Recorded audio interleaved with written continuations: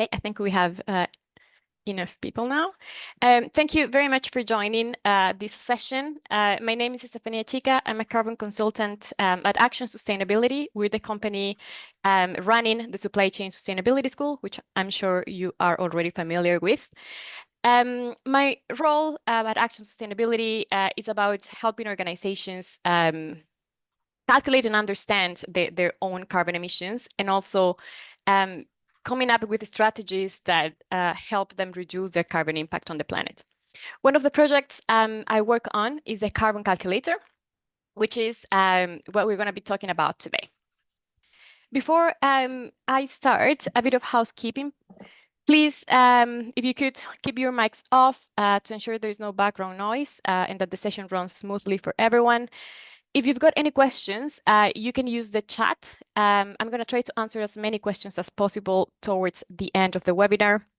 I'll also stop a couple of times in between to ask if there are any questions. You are going to get a copy of the slides that I will present today, and you'll also get a recording of the session that will be made available towards the end of the week. And finally, I'm going to ask you to please take a couple of minutes to provide your feedback at the end of the webinar. It is a very, very short questionnaire. It's less than 10 questions, and most of the questions are multiple choice.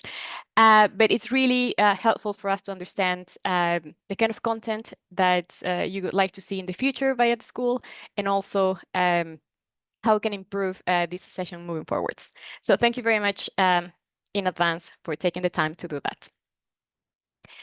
A very important clarification before I start the webinar is that this session is aimed at school partners only. You can see the list of school partners on the screen right now. Today's session is directed at these companies specifically. If you don't know if your company is a school partner, please visit the school's website. There is a section in the website called Our Partners, which has got the list of companies who fund the school. I'm speaking about this because there seems to be a confusion between being school partner and being school member. These two things are not the same. Just to clarify, school partners are the companies who fund the school. That means that they pay an annual partnership, and they decide the strategic direction of the school. Whereas school members are companies who have registered for free to access the learning and all the training provided by the school. School members don't pay for any annual partnership or for any fee whatsoever. I hope that's made it a little bit clearer. So I repeat, the content for today's session is for school partners only, as it was advertised in the description of the event. And this is because the carbon calculator is a benefit included as part of your school partnership, okay? Now, if you're a school member who would like to use the calculator, what you can do is visiting the landing page at carbon.sustainabilitytool.com to see all the free support resources that we've developed for you and that explain how to use the system as a supplier organization or as a member of the school. We don't run specific webinars for school members, but there is lots of support material in the website. So yeah, please do check that out if you're interested in understanding how to use the calculator to report your own emissions for free.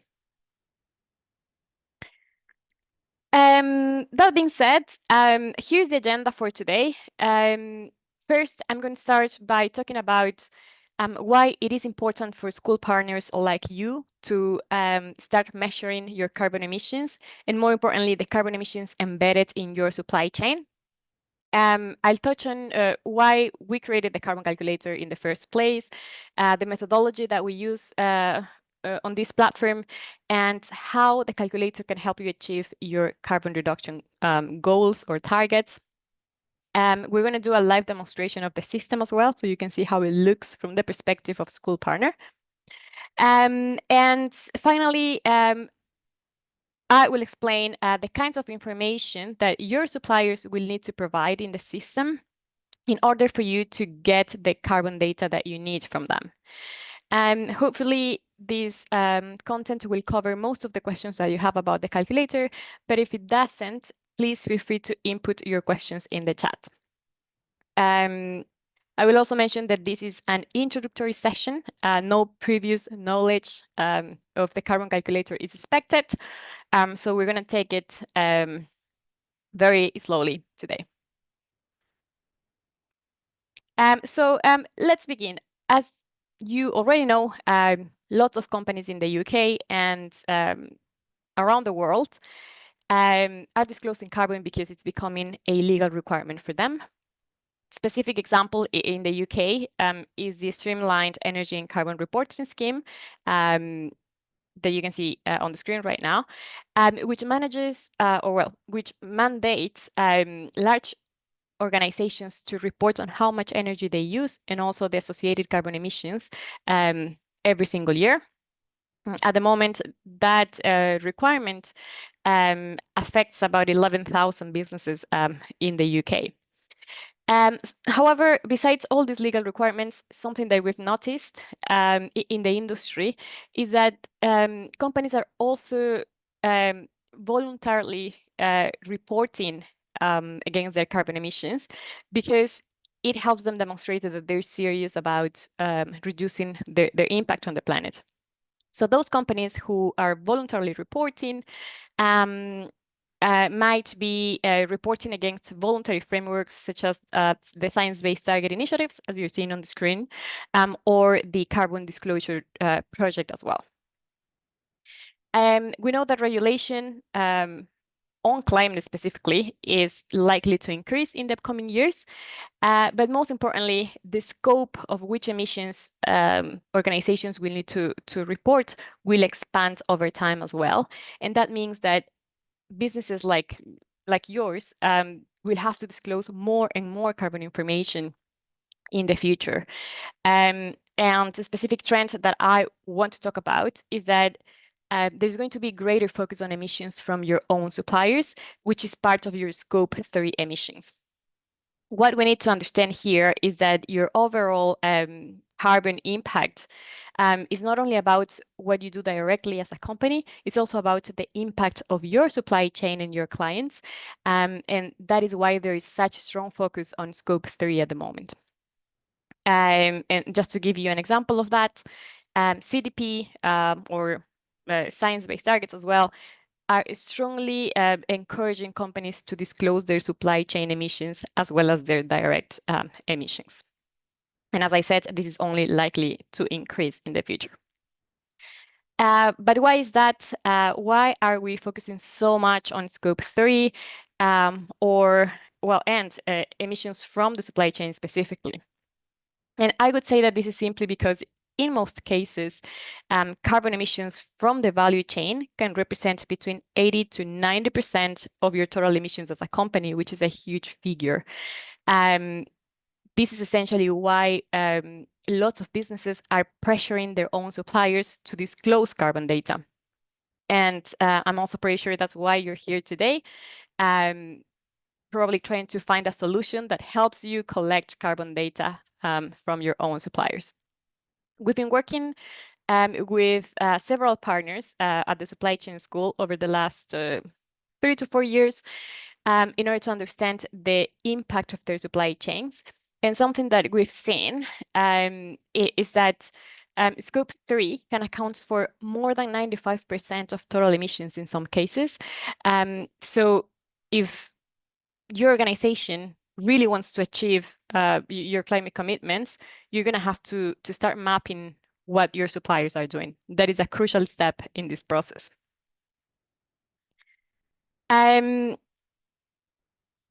One of the challenges that we're seeing is that most organizations are not really collecting data from their suppliers at this point, and that means that they're not understanding their true impact in terms of emissions. That is a huge problem because if you don't know where the carbon hotspots lie in your supply chain, you want to be able to create an action plan to achieve the reductions that you need. So you're missing out on those opportunities.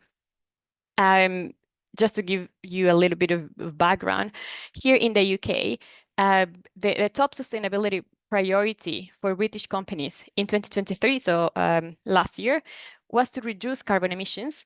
And those companies already reported that they were investing on activities that helped them reduce their impact on the planet. And something similar happens in the European Union, where about 90% of SMEs say that they are already implementing actions to become environmentally sustainable. So I guess my point here is that there is this huge opportunity to collaborate with your suppliers, even if they are SMEs. They will need support, of course, but there's already a willing disposition to address carbon emissions in their organizations. So coming back to this process of collecting carbon data from your suppliers, if you've tried this before, you know that this is not an easy task. Although we know that your biggest opportunity lies in your supply chain, collecting data from suppliers is not easy, and it is not simple at all. I'm sure some of you have experienced this already. It's actually quite challenging to track emissions because some organizations have very large and complex supply chains. And some other organizations don't even have visibility or any influence over their suppliers, which makes this process much more complicated. Another important challenge or barrier that organizations face in this process of collecting data from suppliers is that calculating emissions is time consuming, right? It requires personnel, it requires resources, it requires an efficient data management process. And again, it can be difficult to align all of these across your entire supply chain. Even if your suppliers are willing to collaborate with you, they might not have the expertise in-house to do a carbon assessment, especially if they're an SME, right? And this is something that we do need to take into account. This process is about engaging your suppliers, but also providing the tools that they need to become more sustainable, especially when it comes to SMEs. They will need a lot of support from you to embark on this decarbonization journey. That is why we designed this carbon calculator, which is an online platform that helps you collect carbon data from multiple suppliers in one single place, so you can start having visibility of the emissions embedded in your supply chain. If we start from the beginning, I guess the key question is, well, what exactly are we measuring through the carbon calculator? Please stay with me here because this is an important part of the methodology. As you may know already, when we talk about carbon emissions, we're talking about 3 groups, Scope 1, Scope 2, and Scope 3, as you can see here in this graph. So Scope 1 are the emissions you're directly responsible for, so are the ones here in green in the middle of the graph. Examples of Scope 1 emissions include emissions from driving your company's vehicles, your boilers, any chemical emissions that take place in your own company. Those are your direct emissions or your Scope 1 emissions. Then we have Scope 2, which is an indirect emission, and it basically refers to your consumption of electricity, heat, and steam.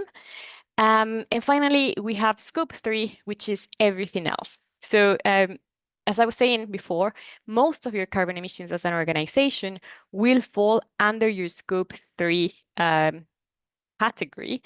And this category specifically is quite complex because at the same time, it's subdivided into 15 subcategories that you will need to gather data for. As you can see here, Scope 3 emissions can happen upstream, as you can see on the left-hand side of the screen, and downstream, as you can see on the right-hand side. Now, not all the 15 Scope 3 subcategories will apply to every organization, but I think the fact that it's got several subcategories already showcases the complexity of Scope 3 and collecting data for Scope 3. Now, one of the most relevant categories, subcategories of Scope 3 is called purchased goods and services, which is category 1. And it's highlighted here in red. These are the emissions from the products and the services that you buy from your own suppliers. This is what we're measuring through the carbon calculator, simply because it's one of the most relevant Scope 3 categories, and also one of the most complex ones to collect data for. So just to summarize, the carbon calculator will help you gather data from your suppliers, which is part of your Scope 3. Category 1, called purchased goods and services, okay? It's not gathering data for your entire Scope 3, but it's gathering data for purchased goods and services, which is a key category. So please do keep that in mind when you're trying to explain what the calculator does. Now, how does a calculator calculates emissions from suppliers? So I guess in terms of the methodology, and if you have tried to calculate emissions from suppliers before, you know that there are several methodologies to calculate these emissions. I would say that the most common one is what we call the spend analysis, or an input-output assessment. And I would argue that that is the easiest method as well. It requires you to know how much money you've spent with your suppliers, and then you would apply specific proxy depending on the type of product or the category of products. Now, the problem with that methodology is that you're only focusing on spent data, okay? You're not capturing real activity data from your suppliers. And that means that these approximations are very, very broad, and that you're also not capturing any actions that your suppliers are taking to reduce carbon, okay? The more you spend, the more carbon that you will report. So as an industry, we're trying to move away from spent data to focus on a methodology that helps us track activity data. That is what we're trying to do with the carbon calculator. We're using a methodology called apportionment, which is the one highlighted in red on this slide. This means that through the calculator, we're collecting real activity data from suppliers. For example, we are collecting how much diesel, how much electricity they consume, and then we attribute a percentage of those emissions to you, the client, based on revenue. So this method, because it's based on real activity data, is more accurate than the spend method. And it's actually reflecting better the real emissions from your supply chain. Now, of course, there are also limitations to this methodology, like with any other. And one of those limitations is that with the carbon calculator, you can only collect data, on an organizational level. You cannot collect data from suppliers on a project-by-project basis. This calculator is not meant to collect data by project. It collects organizational level data from suppliers. However, if that is something that you're interested in, we can provide you information about a different platform that could eventually help with project-based data, okay? But the carbon calculator is not designed for that. Now, one of the benefits of using the carbon calculator to collect data from suppliers is that the size of your supply chain is not really a problem for this platform, because there is no limit on the number of suppliers that can use the system. And that means that you can encourage both your large and your smaller suppliers to report on their emissions.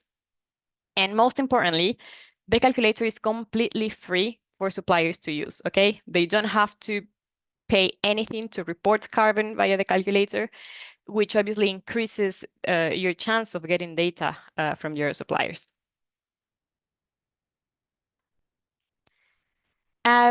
Another key thing about the calculator is that it was designed to make it really easy for suppliers to calculate their own emissions. They only need to provide information such as how much fuel they consume, how much energy they consume, if they've got information on waste, etc., etc.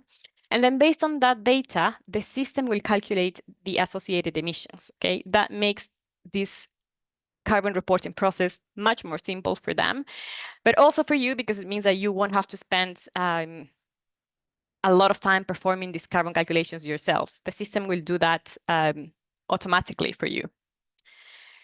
And then the idea is that you can use these data to generate your own reports, and that could help complement your own reporting requirements, maybe for science-based targets or for CDP, if that is applicable to your organization. The idea here is to get more accurate data from suppliers, and as I said at the beginning, to work collaboratively with them to reduce their carbon emissions.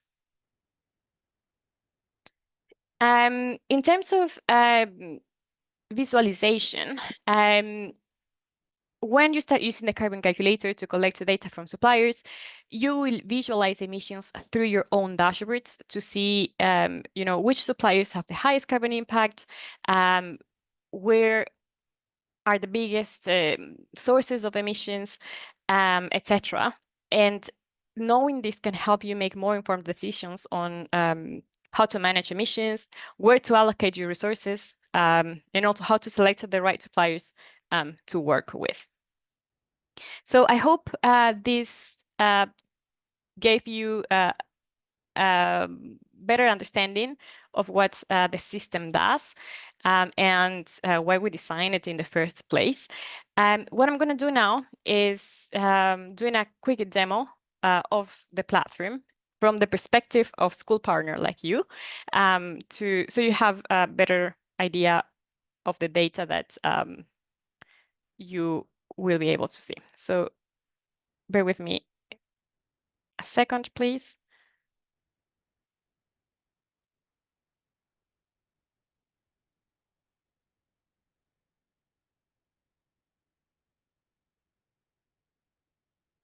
Okay, so I'm now going to share a quick overview of how an account could look like for a school partner. So basically, here at the top, you could have the amount of emissions that your suppliers have attributed to you. You will be able to see the number of suppliers that have reported data. So in this example, 245 suppliers have reported carbon data, and you have all this information aggregated here in the system. You can see a breakdown of scopes 1, 2, and 3 from your supply chain as well. So you can see where most of the emissions come from. And then there's an option as well to see the supplier breakdown. So basically that option will tell you supplier by supplier, what's their own scopes 1, 2, and 3, according to what they reported in the system. A very important thing to note here is that your account gets populated automatically as soon as your supplier provides its own activity data, okay? Then we have a graph here that enables you to check carbon emissions in your supply chain over time, so you can see whether those emissions are increasing or decreasing. And then here at the bottom, you've got several dashboards for you to check the source of your emissions or your carbon hotspots. So just to give you an example, you could check how much emissions are coming from the use of fossil fuels in your supply chain, or from the consumption of electricity, or from their consumption of water, from the waste that they generate, etc. You can then click on any other of these KPIs to see the breakdown of data on a year-to-year basis. So that was in terms of carbon hotspots. You can also check data in terms of scopes. So if you want to see your suppliers' scopes 1, 2, and 3, you can click here and see the aggregated data here. You can compare one KPI against the other, so you can have the breakdown on a period-by-period basis. There are options to export data to Excel as well. Export indicators to Excel will give you all the carbon KPIs that I mentioned at the beginning. So emissions from electricity consumption, emissions from materials, emissions from waste, emissions from company transport, and we'll give you that breakdown on a year-by-year basis. Export inputs to Excel, it refers to the data that your suppliers have inputted. So instead of giving you the amount of carbon, it's telling you the amount of diesel, the amount of electricity, the amount of waste, so you can have a better idea of where these emissions are coming from. You can see that data the way I'm looking at it right now, which is a cumulative, so it's the aggregation of all your suppliers, but you could also check the data on a supplier by supplier basis to check the individual submission.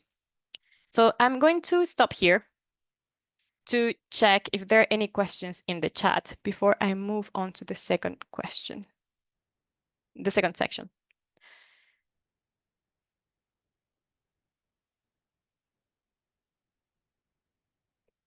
Okay, it seems, thank you. My colleague Aya has been addressing lots of the questions. There's a question around how often suppliers need to submit data, and the answer is yearly, okay? We're only expecting suppliers to provide the data on a yearly basis. This is to make the process as simple as possible for them.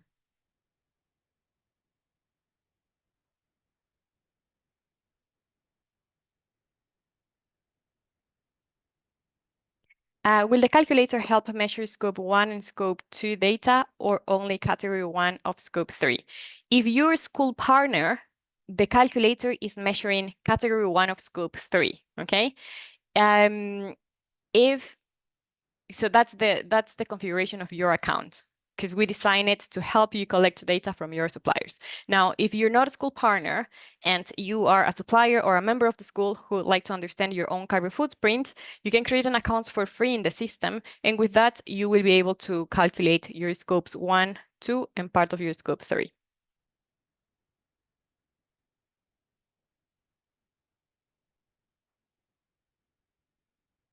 Is there a central data portal for all companies to put their data into and then draw down into own Scope 3 calculator?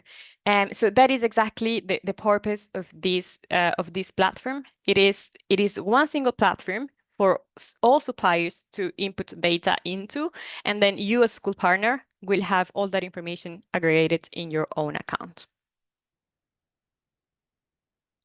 Are the carbon emission factors automatically updated every June, or do we need to manually input current year's emission factors? So emission factors, the emission factors used in the carbon calculator are the government factors, DEFRA.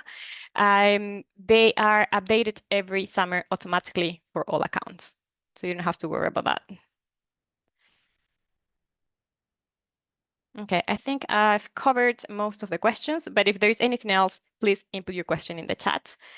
And now I can move on to the next section, which talks about suppliers and what we're asking suppliers to report.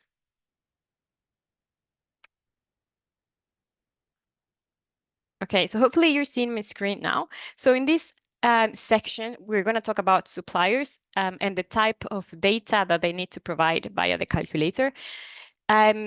As you can imagine by now, suppliers are the ones who will use the system the most, because they're the ones who need to input data to calculate emissions and then send a proportion of those emissions to you.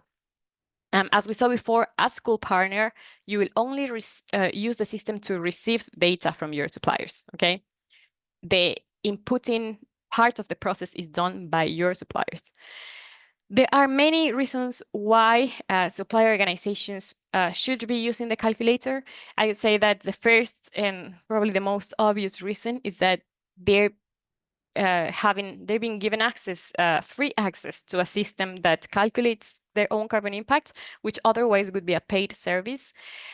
Also, this system is going to help them understand what their own carbon impact is, and therefore help them understand what they can do to reduce that impact and where the carbon hotspots are. This shouldn't be a tick box exercise for suppliers. This is about helping your suppliers understand how to reduce their own carbon impacts. Now, I'm also going to show you the system from the perspective of a supplier, so you can see the sort of data that they need to provide. But before I do that, I wanted to focus on the top features of the calculator so that you know what to expect from this platform. So the first feature, as the name entails, is that this system calculates carbon emissions based on the information provided by your suppliers. That means that the more information your supplier provides, the more accurate their footprint is going to be, okay? Second, suppliers can distribute or can attribute a percentage of their emissions across their clients, like you, based on revenue, okay? So for example, if you as a client, you represent 10% of supplier A revenue, they will allocate 10% of their total carbon emissions to you. That methodology is called apportionment and is one of the most unique features of this platform, okay? My third point is around the type of reports in the carbon calculator. So we have two types of reports, the short or the long version. And suppliers can select the one that is applicable to their own organization. I'm going to explain the differences very quickly. So the short version is for those suppliers who already know their carbon emissions. They already know their scopes 1, 2, and 3. And if that's the case, they can simply input those final figures and apportion a percentage to you. Okay, so that process is very simple. The long report is for organizations who don't know their carbon footprint yet, and they want to use the calculator to understand their emissions. So in that case, they will access a longer report that has several tabs that they need to fill in. Okay, that's the key difference between the short and the long version of the reports. And finally, once suppliers submit their own data, they will be able to visualize their own emissions as a company through their own dashboards and through their own analytics, so they can track their own progress over time for free. So that is another benefit of the system. It's not only about suppliers submitting data, it's about suppliers having their own account and their own dashboard of analytics to understand their own progress over time in terms of carbon emissions. At the moment, we have a bit more than 1,000 supplier companies reporting data through the carbon calculator. The numbers continue to increase. Some of the school partners that have requested their suppliers to use the carbon calculator are on the screen right now. All of these school partners are already receiving data from their suppliers via the system. Hopefully, you can become part of this list as well. We're here to support you in this process. So if you're interested in using the calculator to collect your suppliers' emissions, please do get in touch with us so we can provide more information. This is only an introductory session.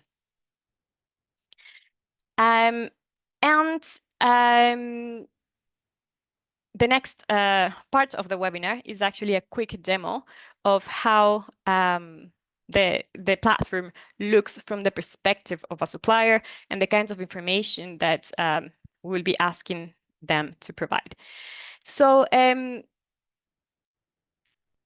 this is an example of the full report in the carbon calculator. So let's say I'm a supplier. I don't know my emissions. So what I want to understand is my own carbon footprint. So in that case, I'll go to this long version of the reports. As you can see, there are several tabs that you need to fill in as a supplier. There is an indication of the information that we're looking for. And there are also information icons next to each section that provides further guidance on this type of data. So the first section is around transport. So if we look at the first part of this tab, we're collecting data on the distance traveled in vehicles owned by the organization. So this would be the supplier's scope 1 emissions. What you're seeing here is the list of vehicles, the most common ones, they will need to select the ones that correspond to their organization and add the number of miles that they've traveled in those vehicles. So just to give you an example, I've added that this supplier, has traveled 1,000 miles in a diesel car and 2,000 miles in a petrol car. This supplier don't own any petrol vans or any diesel vans. Therefore, I've selected NA, and that has grayed out those two fields.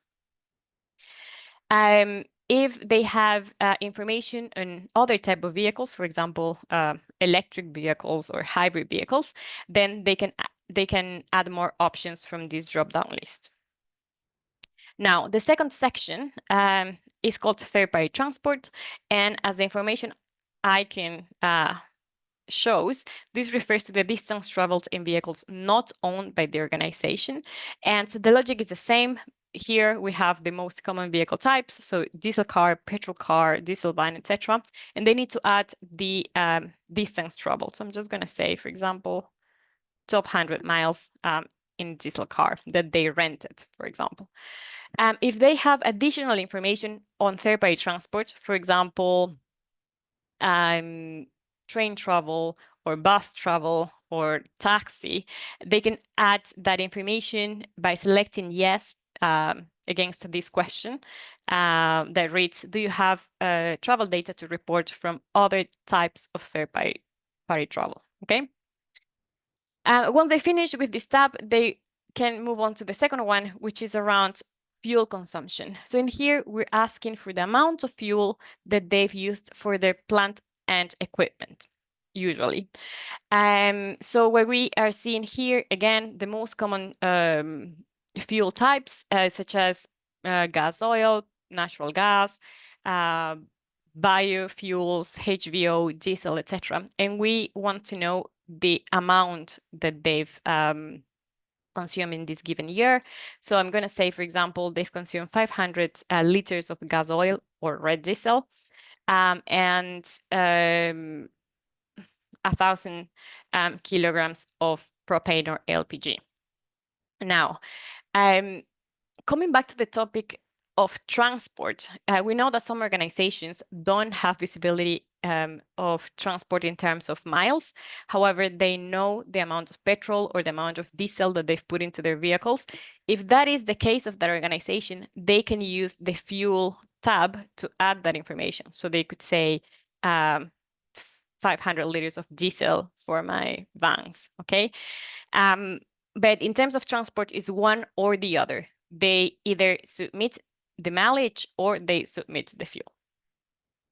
Then we have fugitive emissions, which refers to any unintentional leakages of greenhouse gases, usually from the hidden ventilation equipments. If they have that information, they select yes. If not, they can just select no and move on to the next tab, which is electricity. Here in electricity, we want to know how many kilowatt hours of electricity they've consumed. So I'm going to add here a random number. You can see that next to each field, there's a comment area. This is for them to add any explanatory comments or to record important data, such as where they got this data from. In the case of electricity, they could say, this data comes from my electricity bill. That will help you, but it will help them to understand where this information is coming from. Is it a primary data source, or did they use any sort of extrapolation to account for any missing data, etc., etc. We also ask whether they have whether they purchase renewable energy from their grid energy supplier, or if they generate renewable energy on site. Those are yes or no questions. If they select yes, they need to add the number of kilowatt hours as well. So this tab right here, electricity, would be the supplier's scope 2 emissions. Anything else that we're going to see corresponds to their scope 3. So materials is basically asking, for example, whether they use raw materials to produce their products. If they say yes, they will have a drop-down list of materials. These are the most common used materials in the built environment sector. So we've got plastic, glass, concrete, cement, aluminum, aggregate, timber, like certified timber, non-certified timber, bricks, insulation, etc. They can select the product that corresponds to them. So let's say they use asphalt. And what they need to do is to input the amount. So let's say 3 tons of asphalt, okay?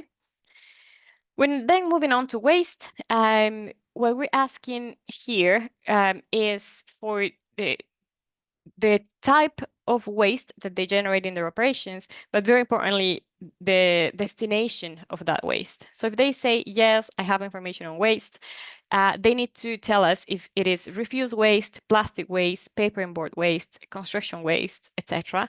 So let's say that my organization produces construction waste, so I'm going to select yes here.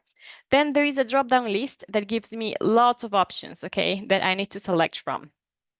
In my case, it is average construction waste, which is right here. What I need to select is the destination of that waste. Did I send it to landfills? Did I recycle that waste? So let's say that all the average construction waste from my organization is going to be sent to landfill. So I'm just going to select this option. And what I need to do is to add the amount in tons. So let's say 0.2 tons of average construction waste that's going to be sent to landfill. Then we have water. The question is, do you know how much water you consume in liters? This is information that they can get from their water bills. So in this example, I've added 3,000 liters this year. There is another section called other emissions. Other emissions is an optional field, okay? This was created to give suppliers an opportunity to add in any additional emissions that we're not already covering in the previous tabs. A specific example of that is home working. Home working is not part of this calculator. So if as an organization, you already know your emissions from home working, you can come here and you can add it against other scope 3 and add a comment to explain where that is coming from, okay? But this is entirely optional, just in case suppliers have additional information that they want to report. Then we have policies and strategies, which is a set of 6 questions that will help you understand where your suppliers are in terms of carbon reporting. So I guess the questions are, do you have a carbon strategy to reduce your emissions? Do you have your own science-based targets? Do you have your own sustainability KPIs to track your performance? These are yes or no questions for them to respond to. And the final section is a little bit of company information. So please provide your turnover in this period. So they can add a figure here and the number of employees in the organization in that year. So in this example, I've added 100. So that is how you would fill in the calculator if you were a supplier organization. So that is one of the 4 steps that they need to follow. It's the most important step because it's where they're providing their carbon information. There are other steps, for example, step 1, which is for them to select the period that they will be reporting for. For example, if they're reporting data for 2023, or maybe they want to report historic data from 2018 or 2019, they can select that here. Step number 2 is company information. So this is just questions around the type of trade that they belong to, how many employees they have in the organization. And that is information that we collect because we would like to create benchmarks in the future. And those are the kind of data sets that will help with that. Then we have step 3, which is the current report that I went through already. And step 4, which is very important, is called apportionment. So I'm going to click apportionment. Here is where suppliers attribute a percentage of their emissions to you based on revenue. So as a supplier, I'm going to come here and from this drop-down list, I'm going to select your name. So just take one as an example. Let's say that I'm a supplier and I've been working with Anglian Water. I'm a supplier to Anglian Water. So I'm going to select that here. And Anglian Water represents 10% of my total emissions this year. So I'm going to select 10% and click add. However, I also saw that another one of my clients is part of this list, which is BAM Construction. So I will select BAM, and then they represent 20% of my revenue, total revenue as an organization. So I add that here. They don't have to add up to 100, but they need to apportion to at least one client to be able to use the calculator. Okay. This part is really important because as soon as they do this, the system will automatically calculate the amount of emissions that corresponds to you as a client and the emissions that will be shown in your own account, okay? So again, very important step here. And that would be the end of the reporting exercise for your suppliers. As soon as they do that, the system will calculate their own emissions and they'll be able to track that over time as well. So I'm going to stop my screen because I can see there are a couple of questions. Helena is asking, what was step 3? Step 3 was the actual carbon report. So all the tabs that I showed you one by one. I started with that because it's the most important part.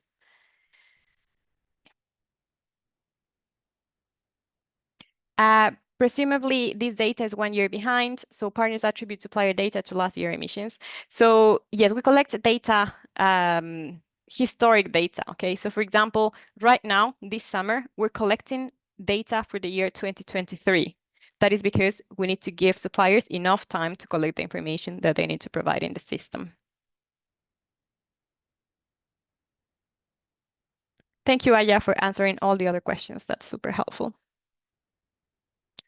Sam is asking, how do suppliers typically apportion their emissions? I just said it's based on revenue or spend.